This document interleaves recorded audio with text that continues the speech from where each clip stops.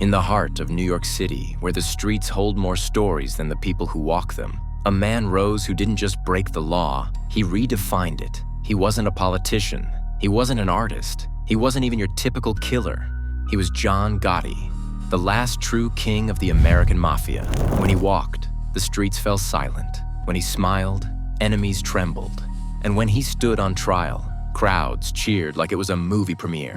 But behind that charming grin, behind those cold, calculating eyes, was a secret, a legacy built on blood, loyalty, betrayal, and silence. This is not a myth. This is the untold truth of a man who became both legend and curse. From the bruised alleys of his childhood to becoming the FBI's worst nightmare. From sacred codes of silence to ultimate betrayal by his most trusted ally. From a brutal downfall to a legacy that refuses to die, even after death. This isn't just a video. This is a descent into the darkest chapters of Mafia history. Step into the world of John Gotti before it's too late. Every legend is born somewhere in the dark, and the legend of John Gotti took its first breath in the darkest alleys of Brooklyn, a place where poverty wasn't just a reality, but a destiny. Streets that reeked of smoke, sweat, and despair, where children either died or became monsters. John Gotti was one of them. In 1940, John was born into a poor, overcrowded family, the fifth of 13 children.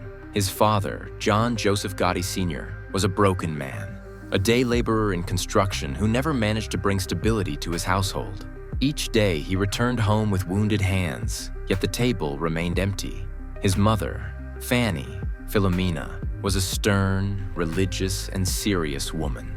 But neither her prayers nor her nightly tears could stop her son's fall.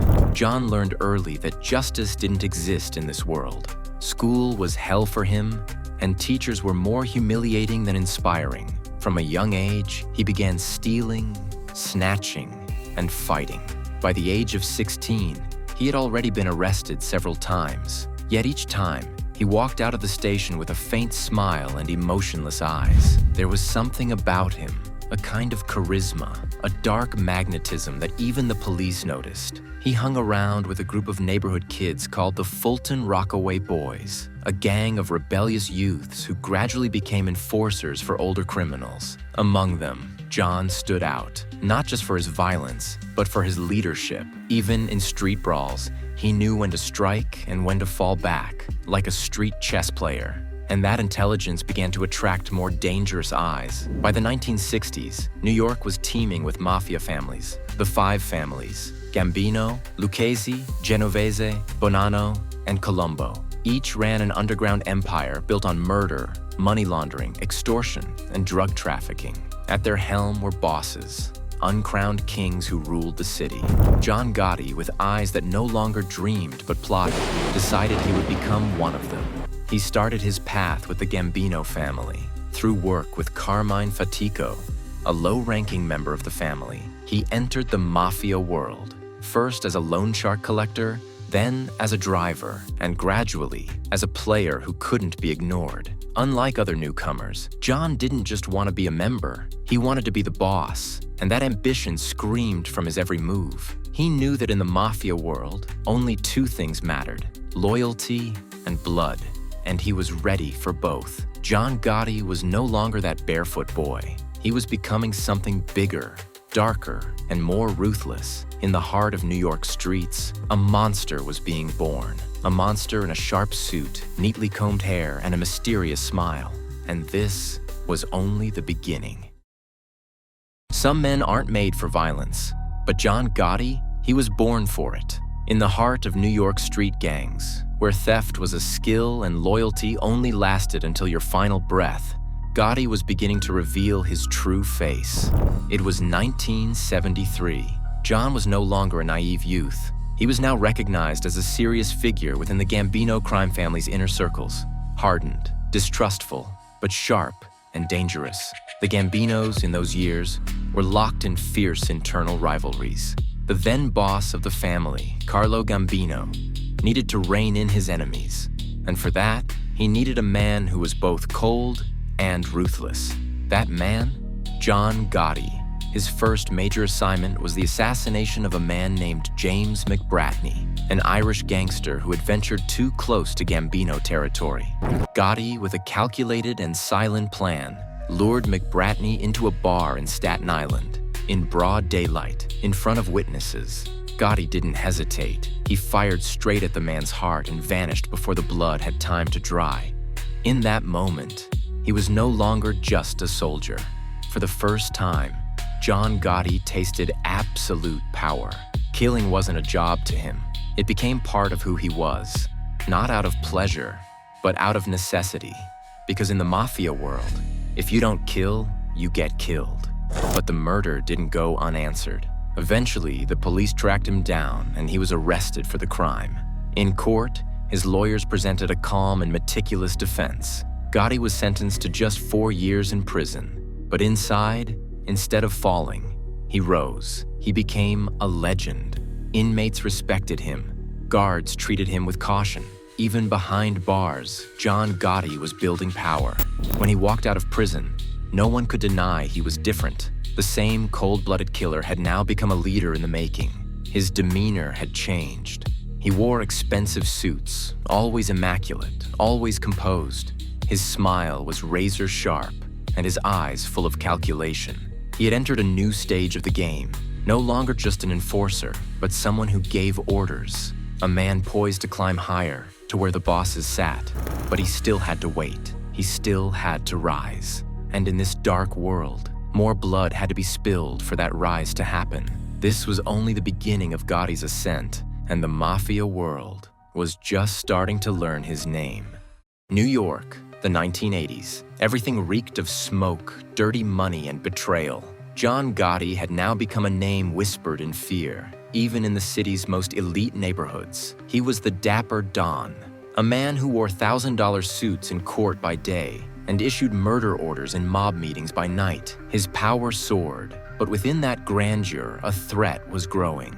A threat not from the outside, but from within his own house. In 1985, Gotti made the biggest gamble of his life, the assassination of Paul Castellano, the head of the Gambino family. Castellano was cautious, businesslike, and conservative, the complete opposite of Gotti. He believed the Mafia should stay in the shadows, not shine in the headlines. But Gotti lived for front-page news. Castellano's murder in broad daylight, outside Sparks Steakhouse in Manhattan, changed everything.